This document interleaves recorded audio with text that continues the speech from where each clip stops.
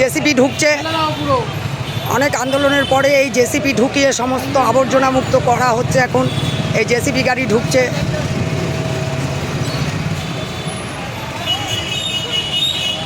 সব জায়গায় স্বচ্ছতাই হচ্ছে আমাদের একমাত্র লক্ষ্য। এইখানে কোনো তোলাবাজি, সিন্ডিকেট, আবর্জনা রাস্তায় ফেলা, মানুষের উপর অত্যাচার কোনো কিছু চলবে না। যেখানেই এইসব হবে মাতৃশক্তি এগিয়ে যাবে।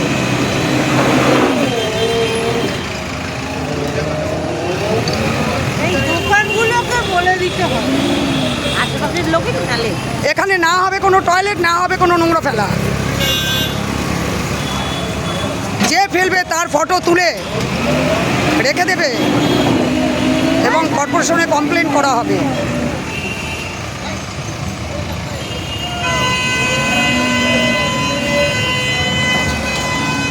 মাতৃশক্তিরা আছি আমরা সব।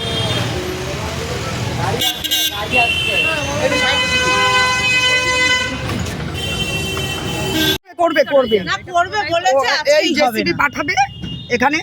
ওরা কমপ্লেন করেছে, কাউন্সিলর হাত গুটিয়ে বসে আছে।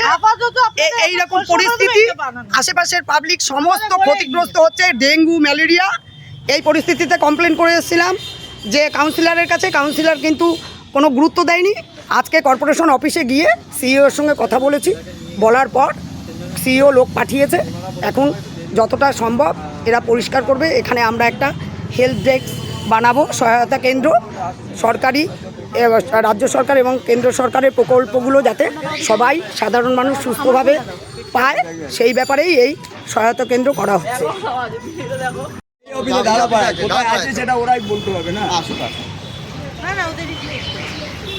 আমি এসেই তো ফোন করি। কর্পোরেশনের লোক সব চলে এসছে, পরিষ্কার হবে। আজকে পুরোটা হবে না, কমপ্লেন করা হয়েছে হেলথ কেয়ার সেন্টারে। যতটুকুন পারবে আজকে করে দেবে, বাদ বাকিটা ওরা পরে করবে আমাদের বলেছে।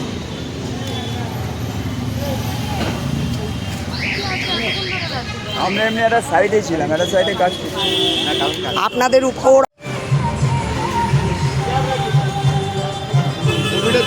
কথা বলছি। এখানে আমরা আগামী কাল আবার কাজ চালু হবে, টিনের কাজ। সহায়তা কেন্দ্রের জন্য জেসিবি এসে সমস্ত পরিষ্কার করে নিল। ঠিক আছে, হ্যাঁ।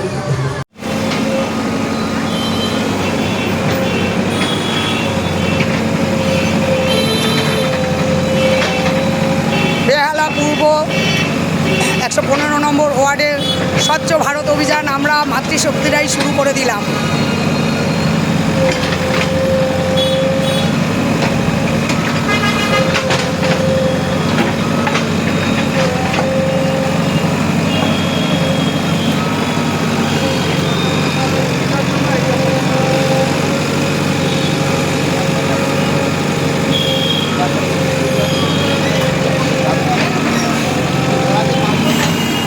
আমাদের কাউন্সিলরকে জানানো সত্ত্বেও সে কোনো পদক্ষেপ নেয়নি।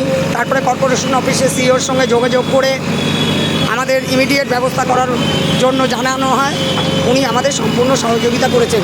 সিইও সাহেব এখানে দাঁড়িয়ে আছেন, সঙ্গে সঙ্গে উনি আমাদের সঙ্গে সহযোগিতার হাত বাড়িয়ে দিয়েছেন।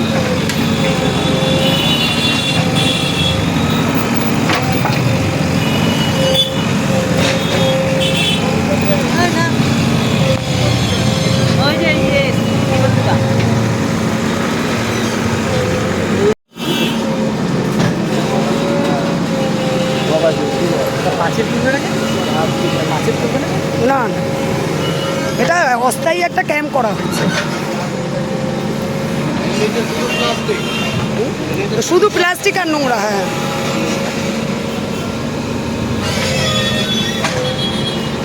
আমাদের 115 নম্বর ওয়ার্ডের কাউন্সিলরের অবস্থা।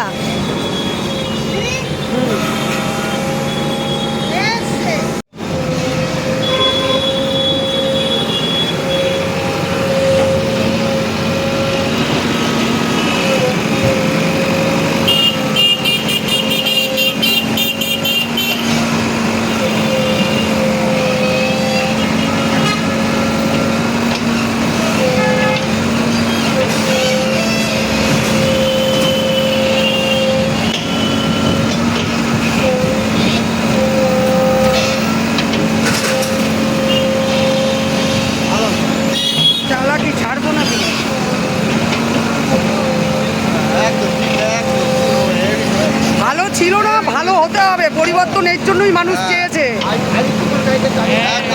এইসবের জন্যই পরিবর্তন চেয়েছে। একদম নিচে ফেলে দিতে বলো, নিচে আগে একদম নিচে ফেলে দিতে বলো, একদম নিচে ফেলে দাও।